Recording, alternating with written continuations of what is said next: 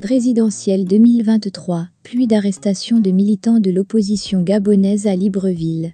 Pour plus d'informations sur ce sujet, retrouvez-nous après le générique. Mais avant de commencer, n'oubliez pas de vous abonner et d'activer la cloche de notification pour ne pas manquer nos prochaines vidéos. Bon visionnage.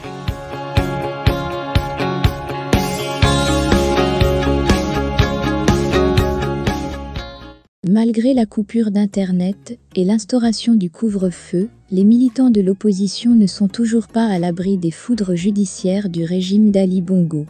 Le cycle d'arrestations arbitraires et politiques a débuté depuis cette semaine. Ce mardi, c'est l'un des porte-paroles de la plateforme Alternance 2023, Francky Meboune, qui en a fait les frais.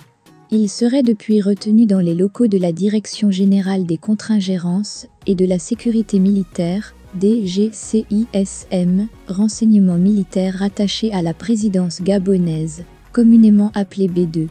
Les autorités gabonaises ont débuté depuis plusieurs jours une série d'arrestations de militants et sympathisants de l'opposition.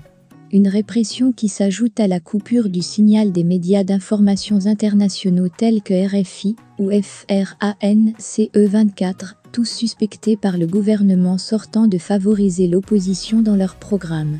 Un climat de terreur qui s'est soldé ces dernières heures par l'arrestation de Francky Meboune, membre de la cellule communication d'Alternance 2023. Un traque-appelant à la libération de Francky Meboune.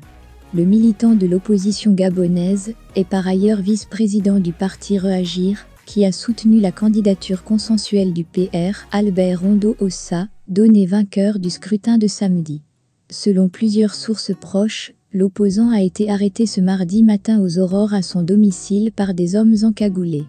Le pouvoir d'Ali Bongo, qui a dépêché l'armée dans les rues des grandes villes du pays, dont celle du Grand Libreville, procéderait désormais à des arrestations de plusieurs acteurs politiques. Lundi soir, au cours du journal de 20h de Gabon Première, un reportage réalisé par la presse présidentielle contrôlée entièrement par le pouvoir, affirmait qu'une dizaine de jeunes, qui prévoyaient des casses et des pillages post-électoraux, avaient été arrêtés. Parmi eux le célèbre Gaël Koumba Eyoune alias Général des Mapan, pourtant proche d'Ali Bongo. Autant dire que les prochaines heures s'annoncent encore plus noires pour les libertés publiques au Gabon.